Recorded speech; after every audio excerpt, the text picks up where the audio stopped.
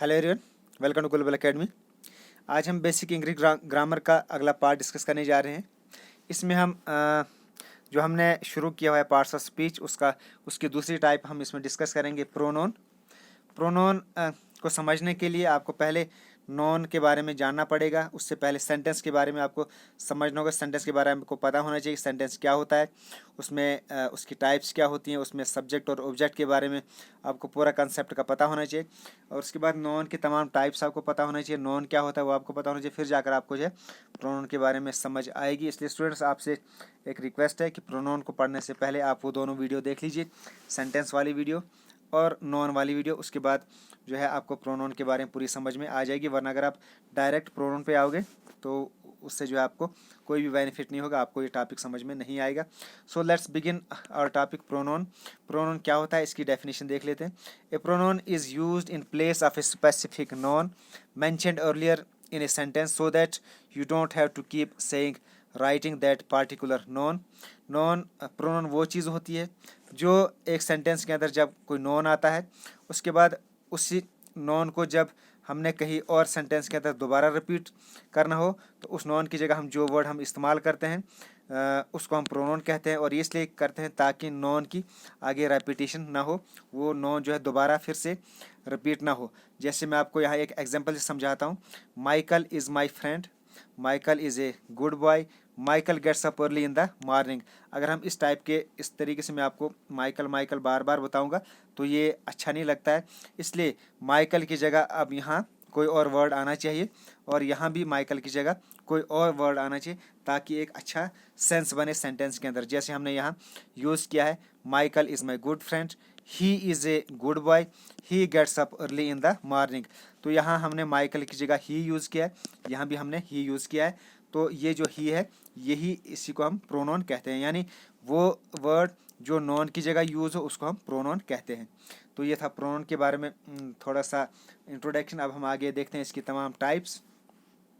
इसकी जो टाइप्स हैं, टाइप्स ऑफ प्रोनोन क्या क्या है। एक तो subjective pronoun, objective pronoun, possessive pronoun, reflexive pronoun, intensive pronoun, demonstrative pronoun और इंटेरोगेटिव प्रोनोन। ये तमाम इसकी टाइप्स है। इसको हम इनको हम बारी बारी डिस्कस करेंगे। सबसे पहले टाइप है इसकी सब्जेक्टिव प्रोनोन, या इसको हम रिफ्लेक्सिव प्रोनोन भी कहते हैं। तो सब्जेक्टिव प्रोनोन क्या होता है, ये वो प्रोनोन है जो सेंटेंस के अंदर सब्जेक्ट की जगह यूज़ हो, उसको हम सब्जेक्टिव प्रोनोन कहते हैं। जैसे subjective pronoun works as a subject in a sentence. तो ये जो है सब्जेक्टिव प्रोनोन जो है ये किसी भी सेंटेंस के अंदर एक सब्जेक्ट की जगह यूज़ होता है और एज ए सब्जेक्ट ही काम करता है।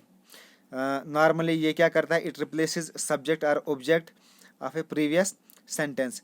तो ये नॉर्मली क्या करता है कि जो दो सेंटेंस होता है, दो सेंटेंस मान लो है हमारे पास, तो जो प्रीवियस सेंटेंस का जो सब्जेक्ट है ये उसको रिप्लेस करता है, उसको हम सब्जेक्टिव प्रोनोन कहते हैं। जैसे यहाँ मैं एक एग्जांपल दूंगा कि सब्जेक्ट की जगह हमने किसको यूज़ किया, Mike is a good boy.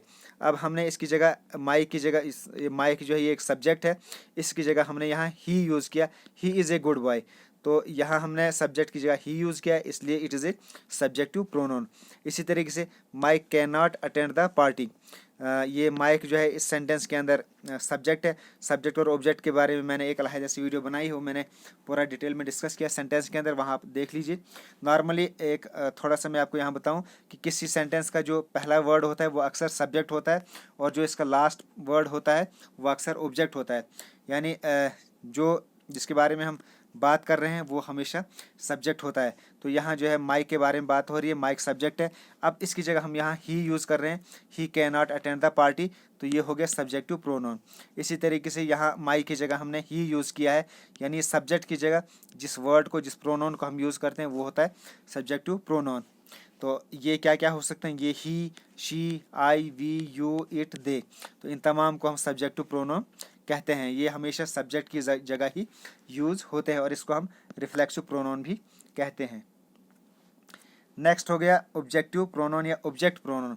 Object pronoun क्या होते हैं, एक सेंटेंस के अंदर जो ऑब्जेक्ट होता है उस ऑब्जेक्ट की जगह जो प्रोनोन यूज़ होता है उसको हम ऑब्जेक्टिव प्रोनोन कहते हैं। जैसे ये हमारे एक सेंटेंस है, ही इज़ विद मी, तो ही इसमें सब्जेक्टिव प्रोनोन है, और मी जो है ये ऑब्जेक्ट की जगह यूज़ हुआ है, ये हो गया ऑब्जेक्टिव प्रोनोन। तो ऑब्जेक्टिव प्रोनोन जो है ये हमेशा ऑब्जेक्ट की जगह यूज़ होते हैं, और अक्सर जो है ये लास्ट पे ही यूज़ होते हैं। आई विल टेल हिम, तो आई हो गया सब्जेक्टिव प्रोनोन और हिम हो गया objective pronoun. He will punish them, he subjective है और them objective pronoun. She will not teach her, she subjective pronoun, her हो गया ऑब्जेक्टिव प्रोनोन। तो अब ऑब्जेक्टिव प्रोनोन इसमें कौन कौन से हैं? Him, her, me, us, you, them. तो इन तमाम प्रोनोन्स को हम ऑब्जेक्टिव प्रोनोन्स कहते हैं। ये हो गया ऑब्जेक्टिव प्रोनोन। नेक्स्ट हो गया पोजेसिव प्रोनोन। पोजेसिव प्रोनोन क्या होता है? पोजेस का मीनिंग होता है अधिकार, मलकियत या कब्जा। यानी वो वर्ड जो किसी नॉन के बारे में मलकियत बयान करें या उसका अधिकार बयान करें, उसको हम बोलते हैं पोजेसिव प्रोनोन। जैसे इसका, उनका, मेरा, तुम्हारा, इसका, उसका, मेरा, तुम्हारा, ये तमाम चीज़ें जो है पोजेसिव प्रोनोन कहलाती है। इसमें ये बताया जाता है कि कोई चीज़ जो है वो किसकी है, तो वो मेरी है, तुम्हारी है, उसकी है या किसी और की है। ऐसे वर्ड्स को हम बोलते हैं पोजेसिव प्रोनोन। जैसे माई हो गया मेरा, अवर हमारा, यूअर तुम्हारा, हर उसका, हिज उसका, देयर उन सब का। तो इसमें जो है ये किसी भी सेंटेंस के लिए बताते हैं कि वो पार्टिकुलर चीज़ वो किसकी है। जैसे यहाँ इसकी हम डेफिनेशन देखते हैं। Possessive pronouns tells us who owns a particular thing, यानी वो पार्टिकुलर चीज़ जो है वो किसकी है। वो वर्ड हमें जो ये बताता है कि वो पार्टिकुलर चीज़ किसकी है, वो वर्ड हो गया, उसी को हम पोजेसिव प्रोनाउन कहते हैं। तो जैसे हम यहाँ एग्जांपल बताते हैं, दिस इज़ माई पेन, तो ये पेन किसका है? मेरा है। तो ये माई जो है पोजेसिव प्रोनाउन है। तो अच्छा, उसके बाद दिस पेन इज़ माइन। अब कभी कभी क्या होता है कि इसको हम दो हिस्सों में तकसीम करेंगे, जैसे माई, अवर, यूअर, हर, हिज, दियर, और दूसरा हिस्सा इसका माइन, अवर, यूअर्स, हर्स, हिज और दियर्स। इन दोनों को हम डिस्कस करेंगे। जैसे दिस इज़ माई पेन है, तो जब हम इस पेन को यहाँ से हटा के इसको हम दिस के साथ यूज़ करेंगे, यानी दिस पेन, और इस माई को अगर हम अकेला छोड़ेंगे तो ये माई चेंज हो जाता है माइन में। जैसे एक और एग्जांपल देखते हैं, दिस इज़ हिज बुक, ये उसकी बुक है। अब हम इस बुक को हटा के अगर लाएंगे और इस हिज को अगर हम अकेला छोड़ देंगे तो ये हिज जो है हिज में चेंज हो जाएगा, हिज ही रहेगा। या माई अगर होगा तो माइन में चेंज हो जाएगा, आवर अगर होगा तो आवर्स में चेंज होगा। अगर इस जगह ये अकेला यूवर होगा तो ये यूवर्स में चेंज हो जाएगा, हर्स में, लेकिन हिज जो है हिज में ही रहता है। जैसे this is his book, this book is his. इसी तरीके से those are your notebooks, those notebook are yours. तो यूवर जो है यूवर्स में चेंज हो गया। तो ये दोनों चीज़ें जो है माई भी, माइन भी, आवर भी, आवर्स भी, ये दोनों पोजेसिव प्रोनाउन होते हैं। तो माई, आवर, यूवर, हर और हिज ये हमेशा नॉन के साथ यूज़ होते हैं, और ये वाले पोजेसिव प्रोनाउन होते हैं ये हमेशा अकेले यूज़ होते हैं। इनको आपने याद रखना है। जैसे ये मैंने आपको एग्जांपल बताई, दिस इज़ माई पेन, तो ये नॉन के साथ यूज़ हुआ है, और यहाँ जो जब ये अकेला यूज़ होता है तो ये माइन में चेंज हो जाता है। तो ये दोनों टाइप्स जो हैं ये पोजेसिव प्रोनाउन कहलाती हैं। नेक्स्ट हो गया रिफ्लेक्सिव या इंटेंसिव प्रोनाउन। रिफ्लेक्सिव और इंटेंसिव प्रोनाउन क्या होता है? रिफ्लेक्सिव प्रोनाउन वो प्रोनाउन है that refers back to the subject in a sentence. मान लो ये हमारा एक सेंटेंस है, तो वो वर्ड, वो प्रोनाउन जो सब्जेक्ट की तरफ हमें बताए, सब्जेक्ट की तरफ रेफ़र करे, सब्जेक्ट की तरफ हमें इशारा दे, उसको हम रिफ्लेक्सिव प्रोनाउन कहते हैं। जैसे इस सेंटेंस के अंदर, और इसका जो एक मीनिंग है रिफ्लेक्सिव प्रोनाउन का, ये खुद एक वर्ड है जो आपको पता है हिंदी में भी या उर्दू में भी हम जो खुद का जो इस्तेमाल करते हैं, उस खुद का जो मीनिंग होता है वही होता है रिफ्लेक्सिव प्रोनाउन। जैसे माई सेल्फ, मैं खुद, या तुम खुद, वो खुद। तो ये जो खुद जो वर्ड है उसका जो मीनिंग होता है सेंटेंस के अंदर, उसी को हम रिफ्लेक्सिव प्रोनाउन कहते हैं। जैसे यहाँ आई will do this my self, मैं ये काम खुद करूँगा। तो ये जो वर्ड खुद है ये माई सेल्फ है, इसी को हम रिफ्लेक्सिव प्रोनाउन कहते हैं। अच्छा, इसी तरीके से यहाँ इंटेंसिव प्रोनाउन में ये सेम ही है, इसमें भी माई सेल्फ, यूअर सेल्फ ही है, यही इसमें है। लेकिन इसमें फ़र्क क्या है? इसमें जो माई सेल्फ है वो पहले यूज़ होता है, वो सब्जेक्ट के साथ यूज़ होता है, और रिफ्लेक्सिव प्रोनाउन में जो है ये जो रिफ्लेक्सिव प्रोनाउन में ये जो माई सेल्फ होता है ये लास्ट पे वर्ब के बाद यूज़ होता है, और इंटेंसिव में ये जो माई सेल्फ है ये सब्जेक्ट के साथ यूज़ होता है। I will do this myself या I myself will do it, दोनों में फ़र्क क्या है? इसमें थोड़ा सा ये फ़र्क है कि ये जो दूसरा वाला होता है इंटेंसिव प्रोनाउन होता है, जहाँ ये माई सेल्फ जो है सब्जेक्ट के साथ, इसमें थोड़ी सी ज़्यादा इंपॉर्टेंस बन जाती है। जैसे आई will do this my self, मैं ये काम खुद करूँगा, तो ये एक सेंटेंस है जिसमें हो सकता है करने वाला करे या ना करे, मैं ये काम खुद करूँगा। लेकिन दूसरे में मीनिंग क्या निकलता है कि मैं ये काम खुद ही करूँगा, यानी खुद ही करूँगा का मतलब है कि मैं हर हाल में ये काम खुद ही करूँगा। बस इतना सा थोड़ा इसमें फ़र्क है। यहाँ इसमें मीनिंग निकलता है कि मैं ये काम खुद करूँगा, और जब ये माई सेल्फ पहले सब्जेक्ट के साथ जुड़ जाता है तो ये कहता है कि मैं ये काम खुद ही करूँगा। तो दोनों ही जो है ये हो गया, जब ऊपर ये सब्जेक्ट के साथ आता है तो ये हो गया रिफ्लेक्सिव, और जब ये लास्ट पे आता है तो रिफ्लेक्सिव, और जब पहले आता है तो इंटेंसिव। और ये दोनों का मीनिंग जो है वो खुद ये वर्ड जो है ये इसका मीनिंग आता है। इसमें क्या क्या चीज़ें आती हैं? Himself, herself, yourself, their self और माई सेल्फ। तो ये तमाम चीज़ें जो है इनको हम रिफ्लेक्सिव प्रोनाउन कहते हैं। एक और एग्जांपल देखते हैं, साहिल विल गो हिम सेल्फ, साहिल खुद वहाँ जाएगा, ये हो गया रिफ्लेक्सिव प्रोनाउन। तो ये जो हिम सेल्फ है इसमें रिफ्लेक्सिव प्रोनाउन है, साहिल वहाँ खुद जाएगा। लेकिन साहिल हिमसेल्फ विल गो, साहिल खुद ही वहाँ जाएगा, तो ये भी यहाँ जो ये इंटेंसिव प्रोनाउन है। You will go to Jammu yourself, तुम जम्मू खुद जाओगे, तो ये हो गया रिफ्लेक्सिव प्रोनाउन। और जब हम ये कहेंगे कि yourself will go to Jammu, तुम खुद ही जम्मू जाओगे, yourself will go to Jammu, तुम खुद ही जम्मू जाओगे, तो ये इंटेंसिव प्रोनाउन आता है। तो स्टूडेंट्स ये इंटेंसिव और रिफ्लेक्सिव प्रोनाउन का आपको समझ में आ गया होगा। तो थोड़ा सा जो नए व्यूअर्स हैं उनको थोड़ा सा इसमें समझने में हो सकता है प्रॉब्लम भी आती होगी, लेकिन जो हम आगे बढ़ते जाएंगे, जब थोड़ा सा हमारा नॉलेज बढ़ता जाएगा उसके बाद आपको ये चीज़ें बहुत ही आसान लगेंगी। थोड़ा आजकल आपको समझने में थोड़ी सी प्रॉब्लम होगी, उसके लिए एक और ये भी आप किया कीजिए कि आप जो है इन वीडियोज़ को दोबारा से रिपीट करो। उसके बाद दोबारा जब आप इस चीज़ को पढ़ोगे, इन वीडियोज़ को देखोगे, तो आपको जो ये तमाम कंसेप्ट क्लियर हो जाएंगे। तो इंटेंसिव और रिफ्लेक्सिव प्रोनाउन वो चीज़ें होती हैं, मैं थोड़ा सा दोबारा बताता हूँ, जो सेंटेंस के अंदर खुद लफ्ज़ का मीनिंग हमें बताए, वो हो गया रिफ्लेक्सिव या इंटेंसिव प्रोनाउन। रिफ्लेक्सिव लास्ट पे आता है और इंटेंसिव हमेशा सब्जेक्ट के साथ आता है, लेकिन वर्ड ये सेम होता है। तो ये हो गया रिफ्लेक्सिव और intensive pronoun. Next, demonstrative pronoun क्या होता है? वो चीज़ जो किसी चीज़ की तरफ इशारा करे, यानी डिमॉन्स्ट्रेशन का मतलब ही ये होता है इशारा करना। डिमॉन्स्ट्रेटिव का मीनिंग होता है कि किसी डिमॉन्स्ट्रेटिव प्रोनाउन वो होता है जो किसी तरफ इशारा करे। मान लो यहाँ एक इंसान बैठा हुआ है और ये किसी चीज़ की तरफ इशारा करके बता रहा है कि वो चीज़, तो ये जो इशारा होता है इसी को हम डिमॉन्स्ट्रेटिव यहाँ जो वर्ड यूज़ होता है इसको हम डिमॉन्स्ट्रेटिव प्रोनाउन कहते हैं। और इस चीज़ को हम यहाँ इसकी जगह क्या यूज़ होता है? या दिस यूज़ होता है, या दीज, दैट और दोज, ये 4 वर्ड इनकी जगह यूज़ होते हैं। जैसे दैट इज़ माई कार, वो मेरी कार है, यानी हमने इशारा करके बताया। नॉर्मली अच्छा, तो इसमें ज़्यादातर क्लोजनेस और डिस्टेंस के बारे में भी इस डिमॉन्स्ट्रेटिव प्रोनाउन की वजह से हमें पता चलता है कि कोई चीज़ हमारे नज़दीक है या कोई चीज़ हमारे दूर है। जैसे दैट इज़ माई कार, तो एक तो ये उसकी तरफ इशारा भी कर रहा है और दूसरा ये बता रहा है कि ये जो है काफ़ी दूर है। अगर दिस इज़ माई कार है, इसका मतलब ये मेरी कार है, ये मेरे नज़दीक है। दैट इज़ माई कार, वो कार जो है जो दूर खड़ी है कार, वो मेरी है।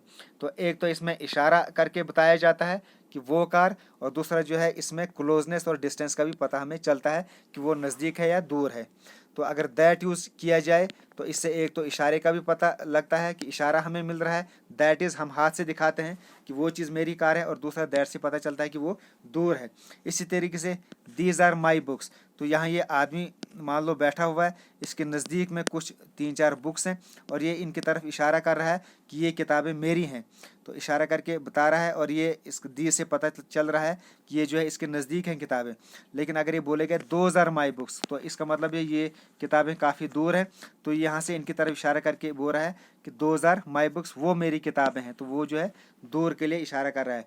तो ये 4 वर्ड जो हमें एक इशारा करके किसी चीज़ की तरफ बताते हैं कि वो हमारे वो चीज़ तो जो इशारा करके हमें बताए तो उसको हम डेमोस्ट्रेटिव प्रोनाउन कहते हैं। इसमें ये 4 वर्ड्स आपको याद रखने हैं, this, this, that and those. तो ये 4 वर्ड जो हैं डेमोस्ट्रेटिव प्रोनाउन कहलाते हैं। तो मुझे उम्मीद है आपको डेमोस्ट्रेटिव प्रोनाउन के बारे में भी पता लग गया होगा। नेक्स्ट हो गया हमारा last interrogative pronoun. Interrogative pronoun क्या होता है? ये वो प्रोनाउन है जिसमें क्वेश्चन पूछा जाता है, आस्क से क्वेश्चन, और इसका जो है हमेशा जो आंसर होता है वो एक नॉन ही होता है। इसका आंसर हमेशा नॉन होता है। तो ये जो क्वेश्चन होता है ये किन चीज़ों से पूछा जाता है? What, which, who, whom and whose. ये 1 2 3 4 एंड 5, ये 5 वर्ड्स हैं जो इंटेरोगेटिव प्रोनाउन कहलाते हैं। इनसे हमेशा क्वेश्चन पूछा जाता है, और इनसे जब भी क्वेश्चन पूछा जाता है उसका आंसर हमेशा नॉन ही होता है या प्रोनाउन होता है। जैसे मैं फॉर एग्जांपल यहाँ बताऊँगा, जैसे व्हाट इज़ योर नेम, तुम्हारा नाम क्या है? तो इसका आंसर क्या है? साहिल। तो इसका जो जवाब है वो एक नॉन है। इसी तरीके से which is your favourite movie, तुम्हारी फेवरेट मूवी कौन सी है? तो ये विच इंटेरोगेटिव प्रोनाउन है, तो इसका आंसर जो है बाजीगर, तो ये एक नॉन है। इसी तरीके से हु इज़ ही, वो कौन है? तो ही इज़ माई फ्रेंड, तो वो कौन है? वो मेरा दोस्त है। तो यहाँ जो है फ्रेंड की बात हुई है, तो फ्रेंड ये क्या है? ये भी एक नॉन है। होम डू यू लव, अब होम को देखते हैं, तुम किससे प्यार करते हो? तो नाम आएगा सीता, सीता भी एक नेम है। हुज पेन इज़ दिस, ये किसका पेन है? तो डेविड्स, ये डेविड का पेन है। तो इसका भी आंसर जो है एक नॉन है। तो ये जितने भी इंटेरोगेटिव प्रोनाउन है, who, whom, who, what, which, who, whom and whose, इनका आंसर हमेशा एक सेंटेंस के अंदर हमेशा एक नॉन ही होता है। तो ये तमाम 5 वर्ड्स, इनको हम कहते हैं इंटेरोगेटिव प्रोनाउंस। तो स्टूडेंट्स ये था कुछ प्रोनाउन के बारे में। मैंने पूरी कोशिश की अच्छे से आपको समझाने की प्रोनाउन क्या होते हैं। आप जो है बार बार पिछली वीडियोस भी देखें और इसको भी अच्छे से फिर से देख लीजिए अगर आपको समझ में नहीं आया होगा। फिर भी मैं थोड़ा सा इसको रिवाइज करने के लिए यहाँ मैं बताता हूँ कि जो अभी तक हमने पढ़ा उनको हम कैसे पहचानेंगे सेंटेंस के अंदर, वो कौन सा वर्ड जो है कौन सा नॉन है। जैसे ही इज़ माई फ्रेंड, इसके अंदर जो ही है ये एक सब्जेक्टिव प्रोनाउन है, सब्जेक्ट की जगह यूज़ हुआ है। और माई जो है ये पोजेसिव प्रोनाउन है, क्योंकि इसमें ये एक मलकियत की बात कि ये किसका है, मलकियत वाली बात हो रही है, इसमें पोजेशन की बात हो रही है, तो माई हो गया पोजेसिव प्रोनाउन। इसी तरह से दूसरा sentence, he has gone with him, he जो है सब्जेक्टिव प्रोनाउन है, और हिम जो है ये ऑब्जेक्टिव प्रोनाउन है, ये ऑब्जेक्ट की जगह यूज़ हुआ है। He will do this work himself, he subjective pronoun है, दिस डेमोस्ट्रेटिव प्रोनाउन है, क्योंकि ये इशारा करता है। Who will do this work, ये काम यानी इशारा करके बताया गया, तो दिस हो गया डेमोस्ट्रेटिव प्रोनाउन, और हिम हो गया रिफ्लेक्सिव प्रोनाउन, और ही हिमसेल्फ, अगर ही हिमसेल्फ यहाँ आ जाएगा, he will do this work himself, अगर हिमसेल्फ लास्ट पे है तो रिफ्लेक्सिव प्रोनाउन है। अगर आएगा he himself will do this work, तो यहाँ हिमसेल्फ आएगा इंटेंसिव प्रोनाउन। उसके बाद व्हाट इज़ योर नेम, तो व्हाट हो गया इंटेरोगेटिव प्रोनाउन। तो ये था पूरा प्रोनाउन के बारे में। इस तरीके से आपको जो है सेंटेंस की प्रैक्टिस भी करनी है, थोड़ा सा देख लेना है, कुछ सेंटेंस और भी आप देख लीजिए बुक्स के अंदर और उनकी थोड़ी सी प्रैक्टिस कीजिए। उसके बाद आपको प्रोनाउन के बारे में कभी कोई कन्फ्यूजन नहीं होगा। तो उसके बाद अब हम नेक्स्ट वीडियो फिर जल्दी से लेके आएंगे इसकी 3rd टाइप्स को लेकर। Okay, thanks, best of luck, God bless you all.